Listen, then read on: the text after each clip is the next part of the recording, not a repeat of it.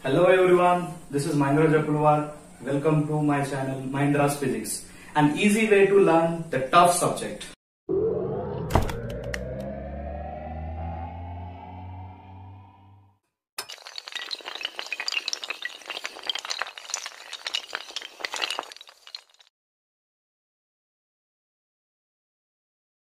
Dear friends, if this is your first time to visit my channel, then please subscribe my channel and don't forget to press the bell icon so that you will get notification of my new videos.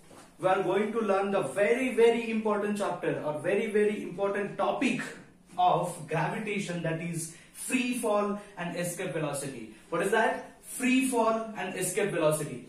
These two are the very important topics in the chapter gravitation. So let us see what is meant by free fall. To understand this concept, we perform the simple activity.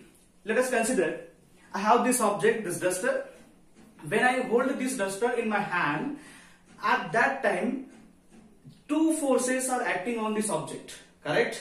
The number one is the gravitational force in the downward direction. As we know that every object attracted toward the center of Earth means on this object, the first force which is acting, that is the gravitational force in the downward direction. Is it clear? And the second force which is acting on this object is the applied force. You know that I am holding this object in my hand, that is I apply some force on this object. These two forces, that is the gravitational force in the downward direction and the applied force in the upward direction, these two forces balances each other, and therefore the object remains constant, or you can say the object remains rest. And suppose if I release this object, then what happens? This object will be fall on the earth surface.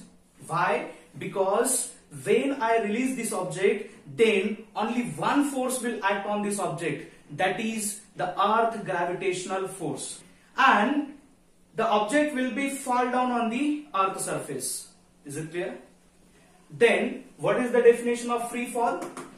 When the object is moving under the solo influence of gravitational force, that object is said to be freely falling.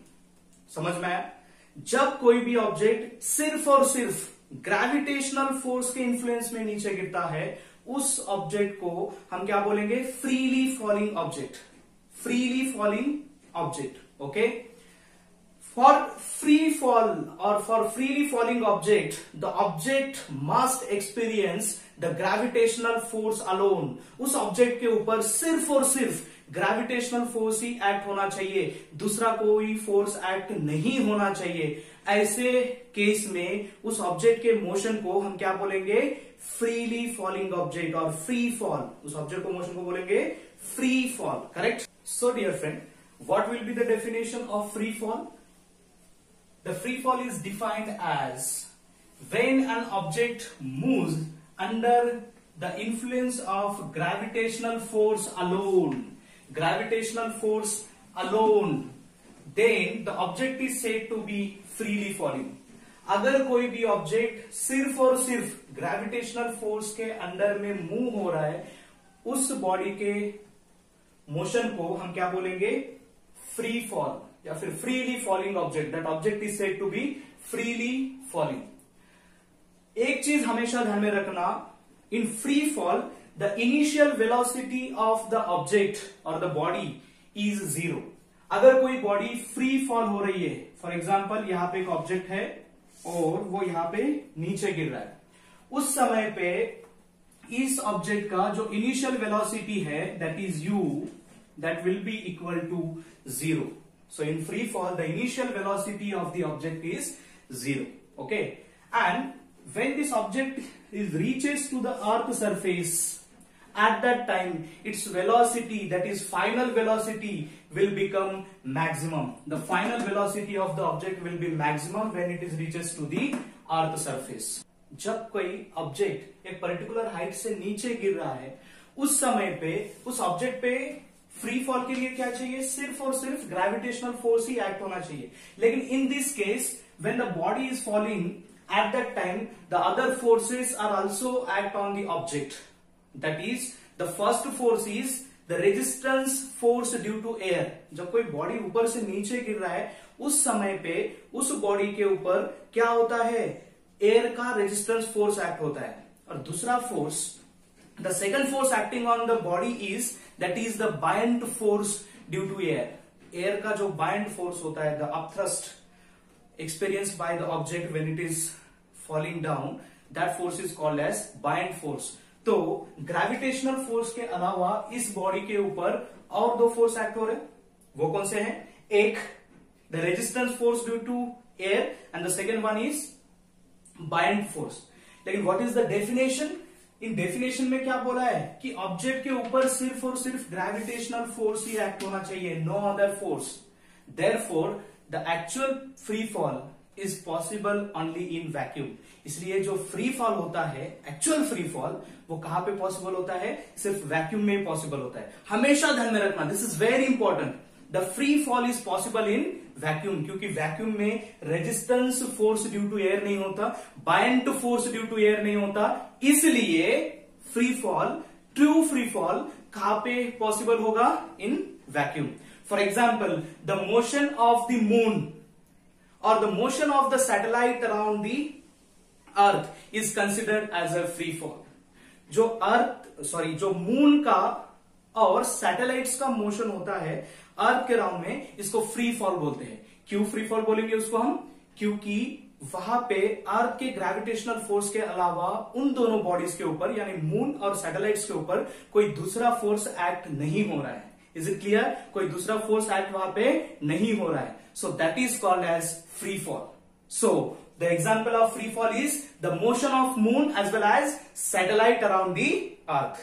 The velocity of the freely falling object can be calculated by Newton's equations of motion. What is that? Newton's equations of motion.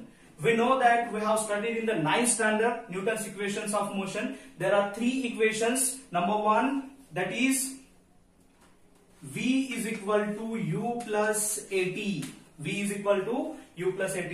The second equation of motion is S is equal to UT plus half AT square. And the third equation of motion is V square is equal to U square plus 2AS.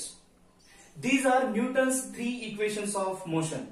So we have to calculate the velocity of freely falling body. हमको freely falling body का velocity calculate करना है. तो उस समय हमने क्या consider किया था? The initial velocity of the body is 0 when the body is in free fall. Correct?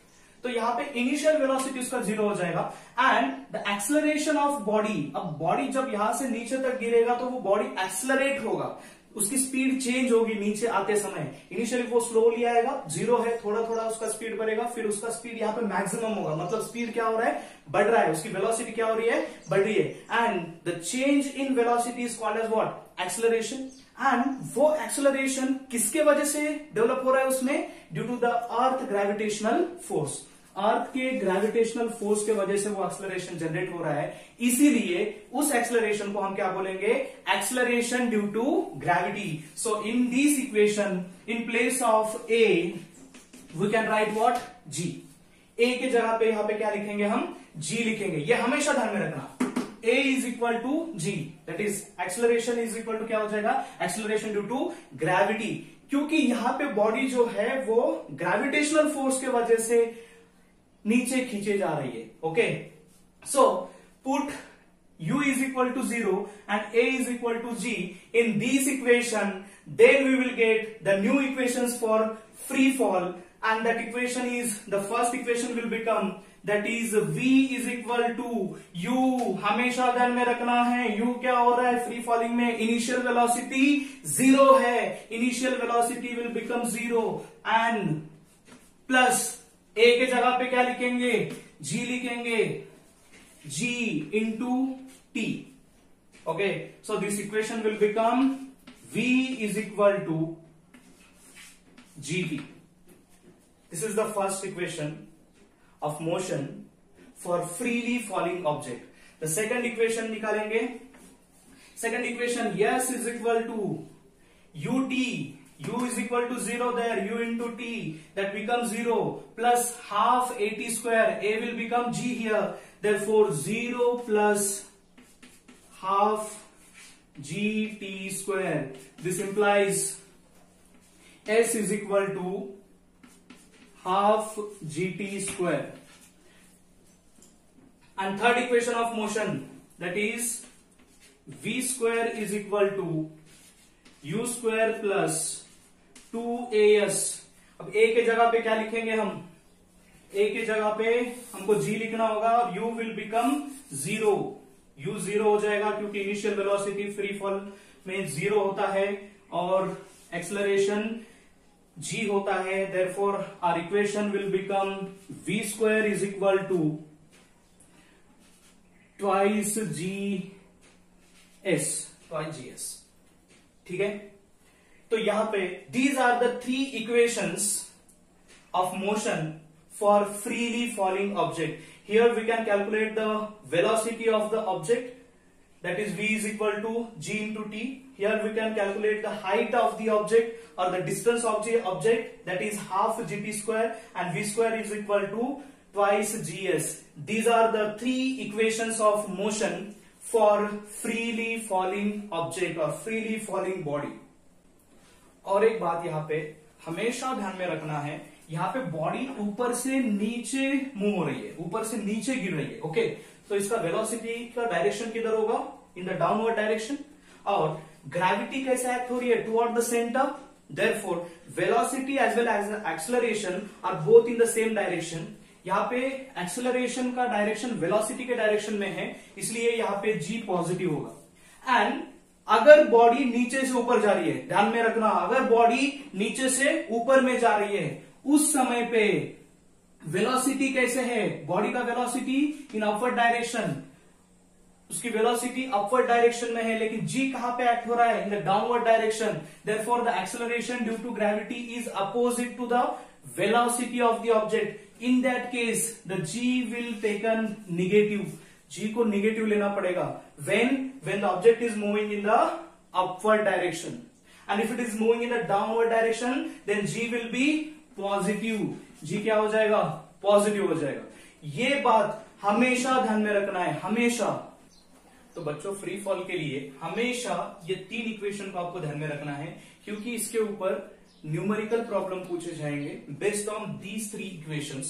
Okay, so v is equal to gt, s is equal to half gt square, and v square is equal to twice gs, where v is equal to velocity of the object, g is equal to acceleration due to gravity, t is equal to time, and s is equal to height या फिर होगा वो distance of the object. और एक बात हमेशा ध्यान में रखना है आपको, अगर ऑब्जेक्ट ऊपर से नीचे गिर रहा है, ऊपर से नीचे गिर रहा है, उस समय पे acceleration due to gravity positive लेंगे. और अगर ऑब्जेक्ट नीचे से ऊपर जा रहा है, object is moving in the upward direction, at that time g, we have to take the value of g negative. Magnitude दोनों का भी सेम रहेगा, that is 9.8 मीटर पर सेकेंड स्क्वायर. मैग्नीट्यूड सेम रहेगा, लेकिन अगर बॉडी नीचे आ रही है वो पॉजिटिव रहेगा, अगर ऊपर जा रहा है तो acceleration due to gravity is negative. Next topic is gravitational potential energy. In the previous standard, we have studied about the potential energy, correct? What is the potential energy? The energy possessed by the body or the object due to its particular states or position. उसके particular state या फिर position की वजह से body में जो energy होगा उसको क्या बोलेंगे हम? Potential energy. And we have the simple equation for potential energy, that is potential energy is equal to mgh. So is it clear? For very small height as compared to the radius of the earth, we can use this equation to calculate the potential energy of the object, that is mgh. But for the greater height, अगर हम बहुत height पे जा रहे हैं, बहुत ज्यादा height पे जा रहे हैं, तो उस समय पे हमारा इक्वेशन जो है वो चेंज हो जाएगा, क्योंकि g की वैल्यू होती है as we go above the earth surface. लेकिन अभी ऑब्जेक्ट कहां पे है? ऑब्जेक्ट एक पर्टिकुलर हाइट पे है, यहाँ पे ऑब्जेक्ट है. तो ये टोटल डिस्टेंस क्या हो जाएगा इनमें का r प्लस एच, ये हो जाएगा r plus H. So in place of h we can write r plus H, और यहाँ पे g का वैल्यू क्या होता है gm अपॉन r स्क्वायर, तो यहाँ पे r क्या हो जाएगा r प्लस एच, और इसका भी हम स्क्वायर लेंगे। Okay, simple, m as it is, in place of g we put gm upon r square, but here the object is at height h, therefore we put r plus h square into h, object का height जो total height क्या हो गया h plus r या फिर r plus h, तो वो उसकी वैल्यू हमने यहाँ पे पुट अप कर दी। बड़ा सिंपल है, हमने सिर्फ यहाँ पे g की वैल्यू पुट कर दी, h हाइट के जगह हमने टोटल हाइट सेंटर से कैलकुलेट किया है उसका distance, that will become r plus h। Okay, अगर इसको हम थोड़ा सा सॉल्व करेंगे तो ये r स्क्वायर और एक r प्लस h ये कैंसिल हो जाएगा, so we will get the new equation that is g small m capital M upon r plus h. Okay.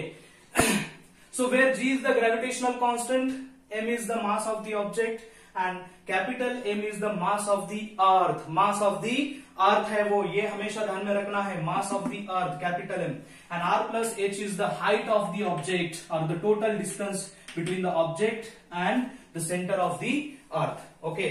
लेकिन टेक्स्ट बुक में जो फार्मूला दिया है that is gravitational potential energy is equal to, हम इसको potential energy P is equal to या फिर PE लिखते हैं, potential energy is equal to, वहां पे दिया है minus GMM upon R plus H, minus GMM upon R plus H. तो यहाँ पे माइनस सिंबल क्यों लिया है, ये क्वेश्चन है।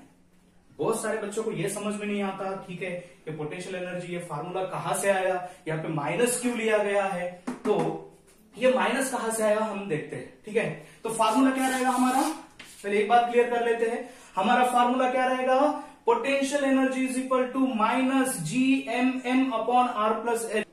ये माइनस सिंबल कहां से आया, माइनस सिंबल कहां से आया, लेट अस सी।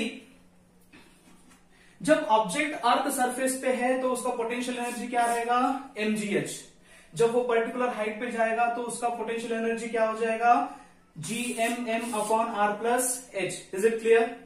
अगर मान लो ऐसे करते करते करते अगर हम इनफाइनाइट हाइट तक जाते हैं, कहां पे जाते हैं, इनफाइनाइट हाइट,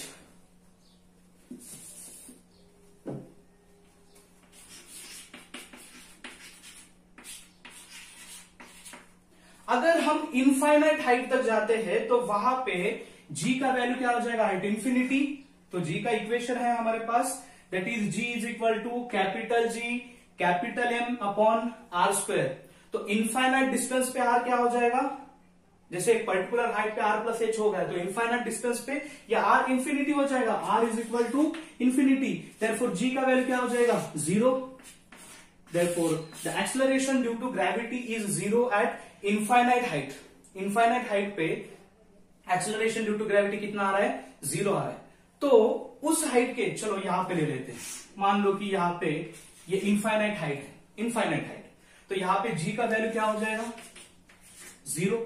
ठीक है, और हमको पता है इस इक्वेशन पे से जैसे पोटेंशियल एनर्जी जो है वो रिलेटिव है, मतलब वो हाइट के ऊपर डिपेंड होती है, हाइट ज्यादा तो पोटेंशियल एनर्जी ज्यादा, हाइट कम तो पोटेंशियल एनर्जी कम। अभी यहाँ पे g 0 है, मतलब इस फार्मूला में अगर हम g की वैल्यू पुट करते हैं तो पोटेंशियल एनर्जी क्या हो जाएगी, 0। In this formula we have put the value of g is becoming 0, therefore the potential energy that is gravitational potential energy at infinite height will become what, 0। Right, अगर एक logic समझना है, simple सा logic है, ध्यान से देखना है, इसको ध्यान से देखना है। हाइट बढ़ रहा है तो पोटेंशियल एनर्जी बढ़ रहा है, हाइट कम होगा तो पोटेंशियल एनर्जी क्या होगा, ऑब्वियसली पोटेंशियल एनर्जी क्या होगा, कम हो जाएगा। करेक्ट।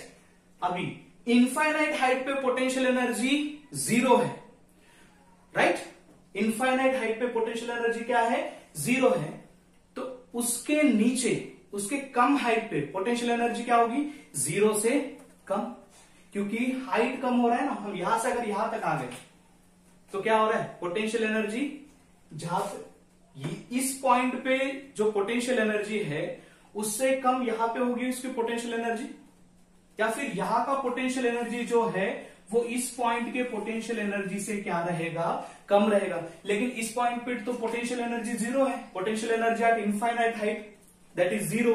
लेकिन उसके नीचे का अगर हम लेते हैं, हाइट डिक्रीज करते हैं तो पोटेंशियल एनर्जी डिक्रीज हो जाएगी।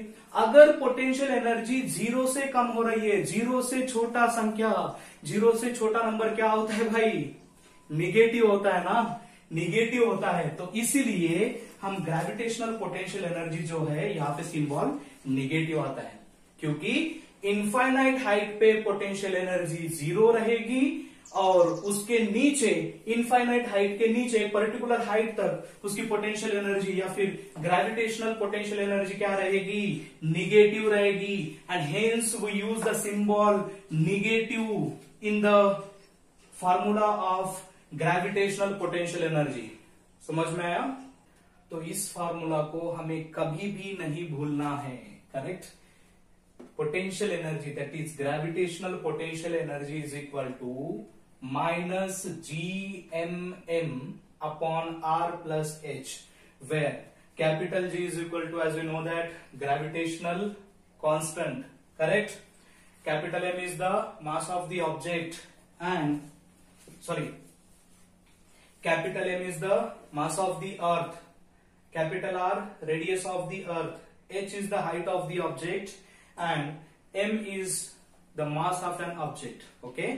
तो इस फार्मूला को हमेशा ध्यान में रखना है, क्योंकि हम नेक्स्ट जो टॉपिक है हमारा एस्केप वेलोसिटी, उसमें ये फार्मूला का यूज करने वाले हैं। So escape velocity, what is mean by escape velocity और what is the definition of escape velocity? The amount of velocity required by an object to escape from the earth gravitational influence। किसी भी object को अर्थ gravitational influence से हमेशा के लिए escape होने के लिए जो वेलोसिटी लगती है उसको बोलेंगे हम एस्केप वेलोसिटी। हमारे पास एक चौक है, इसको हम नीचे से ऊपर फेंकेंगे, क्या हो जाएगा, ये चौक नीचे से एक पर्टिकुलर हाइट तक जाएगा और वहां पे स्टॉप हो जाएगा। फिर से under the influence of gravitational force this chalk will again return to the ground, ये फिर से ग्राउंड की तरफ रिटर्न हो जाएगा। सिंपल है ना, किसी भी चीज को ऊपर फेंकते हैं तो फिर से वो नीचे आके गिरता है, लेकिन वो नीचे गिरने से पहले यहाँ पे स्टॉप हो जाता है, तो वहां पे उसकी वेलोसिटी जो है वो जीरो हो जाती है। इनिशियली जो वेलोसिटी इसको जो दिया हमने वो क्या रहेगी, मैक्सिमम रहेगी, और उसकी फाइनल वेलोसिटी जीरो हो जाएगी। अगर इसको मैंने इनिशियली कम वेलोसिटी प्रोवाइड की, कम फोर्स लगाया तो इसकी वेलोसिटी कम रहेगी, और ज्यादा फोर्स लगाया तो ज्यादा वेलोसिटी रहेगी। मतलब ऑब्जेक्ट कितने हाइट पे जाएगा, राइट, वो किस पे डिपेंड रहेगा, द इनिशियल वेलोसिटी पे, correct, initial velocity. Small the velocity, the object will cover smaller distance, and large will be the velocity, the object will cover the larger distance, correct. तो object कितना height पे जाएगा, कितना velocity देने के बाद object कितना हाइट पे जाएगा, वो हम निकालते हैं सिंपल न्यूटन्स के equations of motion, third equation of motion पे से। We have v square is equal to u square plus 2gs, correct, 2gs। तो यहां पे क्या है, इसका फाइनल वेलोसिटी तो जीरो हो रहा है, so this will become zero. Initial velocity maximum रहेगी, उसको u ले लेते हैं हम, u square is equal two plus 2gs। अब इसको इक्वेशन को थोड़ा सा रीअरेंज करते हैं, ठीक है, तो क्या हो जाएगा, हाँ ये प्लस है तो इधर आने के बाद माइनस हो जाएगा, minus u square is equal to 2gs। अभी हमको क्या कैलकुलेट करना है, हाइट कैलकुलेट करना है ऑब्जेक्ट का, यानी कि डिस्टेंस कैलकुलेट करना है, कितना ऑब्जेक्ट ऊपर जाएगा उसको इनिशियल वेलोसिटी u देने के बाद। सो यहां पे से हम कैलकुलेट करेंगे the distance covered by the object s is equal to minus u square divided by 2g।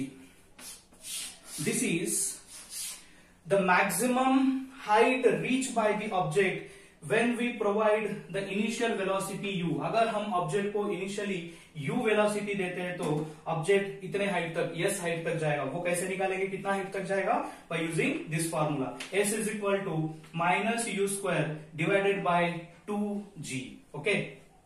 अगर हम ऑब्जेक्ट को एक पर्टिकुलर वेलोसिटी देते हैं, एक पर्टिकुलर वेलोसिटी देते हैं, वो वेलोसिटी देने के बाद ऑब्जेक्ट क्या हो जाएगा, इनफाइनाइट डिस्टेंस तक जाएगा। कहां तक जाएगा, इनफाइनाइट डिस्टेंस तक। इनफाइनाइट डिस्टेंस पे ग्रेविटेशनल फोर्स उस ऑब्जेक्ट के ऊपर एक्ट नहीं होता है और ऑब्जेक्ट अर्थ के तरफ अट्रैक्ट नहीं होता, फिर से रिटर्न अर्थ सरफेस पे नहीं आता है। The amount of velocity required by the object to escape from the earth gravitational influence that is called as escape velocity.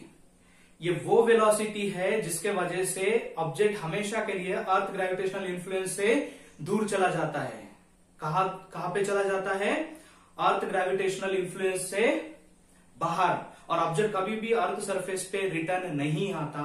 उस वेलोसिटी को बोलेंगे हम एस्केप वेलोसिटी। अब वो एस्केप वेलोसिटी कितना होगा, ऑब्जेक्ट के लिए कितना वेलोसिटी देना पड़ेगा हमको, so that the object will escape from the earth gravitational influence, correct. तो वो हम कैलकुलेट करेंगे कि ऑब्जेक्ट को कितना वेलोसिटी देना पड़ेगा ताकि ऑब्जेक्ट अर्थ ग्रेविटेशनल इन्फ्लुएंस से हमेशा के लिए बाहर चला जाएगा। कहां पे चला जाएगा, वो हमेशा के लिए अर्थ ग्रेविटेशनल इन्फ्लुएंस से दूर, दुनिया वालों से दूर, जलने वालों से दूर, correct. Okay, derivation for escape velocity. Escape velocity का डेरिवेशन निकालना है, इक्वेशन निकालना है, जो कि हम एग्जाम में यूज करने वाले हैं। इस फार्मूला को यूज करने के बाद हमको अच्छे अच्छे मार्क्स मिलने वाले हैं, तो इसलिए उसका इक्वेशन तो देखना पड़ेगा। उसके लिए मैं कंसीडर करता हूं, यहाँ पे मान लो कि ये हमारा अर्थ है, क्या है हमारा अर्थ, ठीक है। और ऑब्जेक्ट को, किसी भी ऑब्जेक्ट को मैं अर्थ के ऊपर से ऊपर फेंकता हूं तो ऑब्जेक्ट फिर से नीचे आएगा, करेक्ट। और जोर से ऊपर फेंकता हूं और नीचे आएगा वो, करेक्ट। लेकिन एक पर्टिकुलर वेलोसिटी से उसको फेंकने के बाद, एक पर्टिकुलर फोर्स से उसको फेंकने के बाद वो ऑब्जेक्ट एक दूर चला जाएगा। कहां पे चला जाएगा, बहुत दूर, मतलब इनफाइनाइट हाइट पे चला जाएगा। इनफाइनाइट हाइट मतलब कहां पे चला जाएगा ऑब्जेक्ट, वही जहां कोई आता जाता नहीं, ठीक है। मतलब ऑब्जेक्ट यहां से कहां पे चला जाएगा, इनफाइनाइट हाइट पे चला जाएगा। यहां पे इनफाइनाइट हाइट पे जाने के बाद हमको पता है जी क्या होगा, 0 होगा। अगर जी 0 होगा तो भाई इस ऑब्जेक्ट के ऊपर क्या ये अर्थ अपना ग्रेविटेशनल फोर्स एक्सर्ट करेगा, तो आंसर है नहीं, ठीक है। तो यहां से फिर ऑब्जेक्ट कभी भी अर्थ की तरफ नहीं आएगा, तो उसी को बोलते हैं हम एस्केप वेलोसिटी। जो वेलोसिटी देने के बाद ऑब्जेक्ट हमेशा अर्थ ग्रेविटेशनल इन्फ्लुएंस से बाहर हो जाता है, एस्केप हो जाता है, तो उसको बोलेंगे हम एस्केप वेलोसिटी। एस्केप वेलोसिटी को निकालने के लिए हमको उस ऑब्जेक्ट का क्या कंसीडर करना पड़ेगा, एनर्जी कंसीडर करना पड़ेगा। इनिशियली ऑब्जेक्ट जो है वो अर्थ सरफेस पे है, यहां पे, ठीक है। अभी उसको कहां पे भेजना है, हमको यहां पे भेजना है।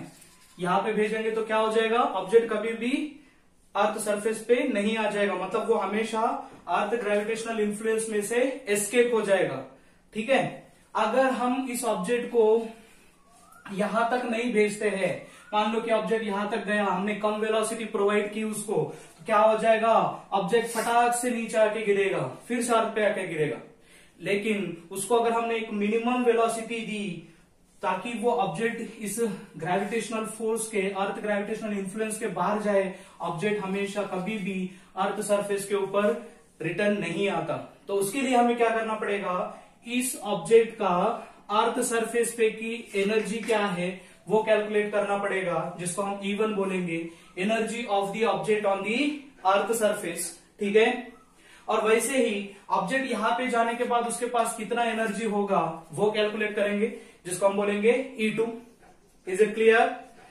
अर्थ सरफेस पे ऑब्जेक्ट जब है, पृथ्वी पे जब ऑब्जेक्ट है, उसके पास कितना एनर्जी है वो कैलकुलेट करेंगे हम। इसको फेंकने के बाद या फिर इसको ऊपर भेजने के बाद, इनफाइनाइट हाइट पे भेजने के बाद उसके पास कितनी एनर्जी होगी, इसको कैलकुलेट करेंगे। अगर ये दो इक्वेशन आप निकाल सकते हो, ये दो एनर्जी कैलकुलेट कर सकते हो, तो दुनिया की कोई भी ताकत तुम्हें एस्केप वेलोसिटी का डेरिवेशन निकालने में रोक नहीं सकती, ठीक है। तो चलो स्टार्ट करते हैं फिर। Therefore, kinetic energy on the surface of Earth that will half M V. Here we हमको एस्केप वेलोसिटी कैलकुलेट करना है, इसलिए वी के जगह पे हम वी एस्केप लिखेंगे और इसका square. What is kinetic energy on the surface of the earth? That is half M we square. Okay, और पोटेंशियल एनर्जी क्या होगा उस बॉडी का अर्थ सरफेस के ऊपर? जैसे हमने अभी यहां पे देखा था, ऑब्जेक्ट यहां पे था, उसको इनफाइनाइट हाइट पे ले जाना है। यहाँ पे जी की वैल्यू 0 हो जाएगी, ठीक है, on the surface of the earth. इसका पोटेंशियल एनर्जी क्या आएगा? The potential energy is equal to, अभी हमने इक्वेशन देखा था ग्रेविटेशनल पोटेंशियल एनर्जी, वो क्या था? Minus G M upon R plus H. Okay, लेकिन यहां पे आर प्लस एच कब लेंगे हम? जब ऑब्जेक्ट एक पर्टिकुलर हाइट पे होगा। लेकिन अभी हम कहां का एनर्जी कैलकुलेट कर रहे हैं? The energy of the object on the surface. Therefore surface पे एच हाइट क्या होता है ऑब्जेक्ट का? 0। Therefore this equation will become, यहां पे सिंपल आर आएगा, that is minus G M upon R. Okay, so this is kinetic energy and potential energy. So total energy क्या होता है? यहाँ पे हमने E1 कंसिडर किया था और यहाँ पे E2। Total energy of the object on the earth surface क्या आएगा? Total energy is equal to होता है kinetic energy plus potential energy. Okay, so what is kinetic energy? That is half M V escape square plus, अब ये minus है तो already हम यहाँ पे डायरेक्ट माइनस लिख सकते हैं, minus G M upon simple R. Earth surface के ऊपर ऑब्जेक्ट का टोटल एनर्जी E1 कंसिडर किया था हमने। So in place of total energy we can write E1 is equal to half M we square minus G M upon R. So this is the total energy of the object on the surface of the earth. ऐसे ही अभी हम energy, total energy calculate करेंगे object का कहां पे? At infinite height. Infinite height पे object की टोटल एनर्जी क्या होगी? So now let's calculate energy of the object at infinite height. We have to calculate the total energy of the object at infinite height. So for that also we will calculate the kinetic energy of the object first. That is kinetic energy is equal to, here the kinetic energy of the object at infinite height will become 0. Why? Infinite height पे जो है object का kinetic energy 0 हो जाएगा, ठीक है। Kinetic energy at infinite height is 0 and the potential energy of the object, what is the formula? We have formula that is minus G M upon R. हाँ, infinite height पे है मतलब R plus infinity. Okay, R plus infinity. Okay, so this infinity, R plus infinity, this total quantity will become infinity here and any quantity divided by infinity. इसके denominator में infinity है ना, denominator में infinity है। Any quantity divided by infinity, तो answer क्या आएगा? The answer will be 0। अब 0 पॉजिटिव और नेगेटिव नहीं होता, ये हमेशा ध्यान में रखना है। हाँ, बहुत सारे लोग कंफ्यूज हो जाएंगे, सर 0 तो लिखा लेकिन ये नेगेटिव सिंबल कहां पे गया? 0 पॉजिटिव या नेगेटिव नहीं होता है, ठीक है। So potential energy is also 0 at infinite height. Then what will be the total energy? Then total energy is equal to potential energy plus kinetic energy. ऐसे ले लो या फिर kinetic energy plus potential energy ले लो, कोई फर्क नहीं पड़ने वाला है। प्लस बी करो या फिर b प्लस a करो, answer will be same. Therefore 0 plus 0 क्या हो जाएगा? 20 नहीं, the answer is 0 again. Okay, 0 plus 0, answer is 0. और total energy at infinite height हमने कंसिडर किया था E2. Therefore E2 is equal to 0. This is our first equation and this is our second equation. E1 is equal to half mv escape square minus gmm upon r and E2 is equal to 0. Then according to principle of conservation of energy क्या आएगा? Principle of conservation of energy, energy of the object on the earth surface is equal to energy of the object at infinite height. Then by the principle of conservation of energy E1 is equal to E2, E1 is equal to E2। कहां से आया ये? Principle of conservation of energy. Therefore put the value of E1 and E2. So the E1 is equal to half m v escape square minus g m upon r and E2 is equal to, E2 का value 0 है। Then इस negative वाले पूरे quantity को इधर ले चलते हैं तो क्या आएगा? Half M V escape square is equal to capital G capital M small M upon R. In this equation here क्या दिख रहा है? इधर स्मॉल एम और इधर भी स्मॉल एम दोनों कॉमन है। What is the small M? Mass of the object. Therefore m and m get cancelled. We have the new equation that is v escape square is equal to, अब ये 2 इधर multiplication में जाएगा, therefore 2 into capital G capital M upon R. This is the escape velocity का square जो है वो कितना होता है? 2gm upon r होता है। ठीक है, कहां से डिराइव किया ये इक्वेशन को?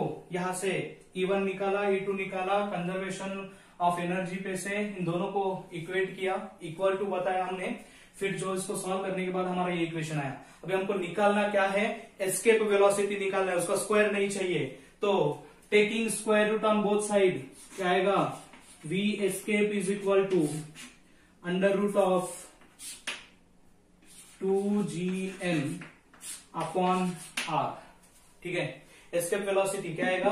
Under root of 2gm upon r। लेकिन हमें एक इक्वेशन पता है that is g is equal to capital gm upon r square. The value for small g is what? Acceleration due to gravity, gm upon r square. तो यहां पे gm upon r square चाहिए हमको। ठीक है, हाँ ये भी इक्वेशन करेक्ट है। Escape velocity is equal to under root 2gm upon r, ये भी इक्वेशन करेक्ट है। इसको अगर हम स्मॉल g में कन्वर्ट करना चाहते हैं तो यहाँ पे स्मॉल g के डिनोमिनेटर में क्या है? इस इक्वेशन के डिनोमिनेटर में क्या है? वहां पे r स्क्वायर है। तो यहाँ पे हमको r स्क्वायर लाने के लिए एडजस्टमेंट करना पड़ेगा, multiplied by r divided by r। इधर r इंटू r क्या हो जाएगा? r square. तो इक्वेशन क्या आता है? 2gm अपॉन r स्क्वायर, ये into r as it is रखते हैं इसको। ये r इंटू r क्या हो गया? r square. लेकिन ये gm upon r square, gm upon r square is equal to क्या लिख सकते हैं हम? स्मॉल g लिख सकते हैं यहाँ पे। तो हमारा इक्वेशन यहाँ पे लिखता हूं, चलो क्या आएगा? v escape is equal to under root of 2 as it is. In place of gm upon r square we can write small g, therefore small g into r. This is the required equation for escape velocity. एक इसके लिए expression है। This is the required expression for or equation for escape velocity. किसी भी चीज का या फिर किसी भी ऑब्जेक्ट का एस्केप वेलोसिटी हम इस फार्मूला से कैलकुलेट करते हैं। क्या आएगा? v escape is equal to under root minus under root 2gr। Okay, this is a required equation. अब ये किसी भी चीज को अगर हम अर्थ सरफेस के ऊपर से एस्केप कराना है उसको, फॉर एग्जाम्पल ये मेरे पास चाक है, इसको हमको एस्केप कराना है अर्थ ग्रेविटेशनल इन्फ्लुएंस में से, तो इसको कितना एनर्जी देना पड़ेगा या फिर कितना वेलोसिटी, इनिशियल वेलोसिटी कितना देना पड़ेगा उसको। ठीक है, अभी हमने तो इक्वेशन निकाला कितना वेलोसिटी होना चाहिए उसको, 2gr होना चाहिए। लेकिन उसका वैल्यू कितना आएगा अगर हम कैलकुलेट करते हैं पूरा वैल्यू यहां पे पुटअप करने के बाद, that is v escape is equal to under root of, चलो हम इसको मिटा देते, इसका काम हो गया, तू चले जा भाई। Okay, so what is the final equation?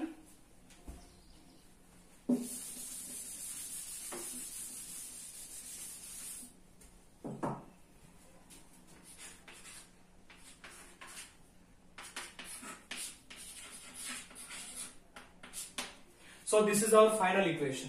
ये क्या है? हमारा फाइनल इक्वेशन है। किसके लिए? एस्केप वेलोसिटी के लिए। ये कौन सी वेलोसिटी होती है?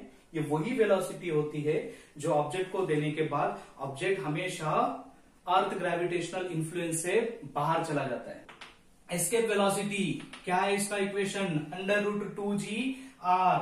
अब किसी भी चीज को हमें एस्केप कराना है अर्थ ग्रेविटेशनल इन्फ्लुएंस से, तो उसको कितना वेलोसिटी देना पड़ेगा, तो हम कैलकुलेट कर सकते हैं इस इक्वेशन के ऊपर से। हाँ, यहाँ पे क्या है, g is equal to acceleration due to gravity, capital R is the radius of the earth. इनका वैल्यू पुट अप कर दिया तो हमको वैल्यू मिलेगा, राइट।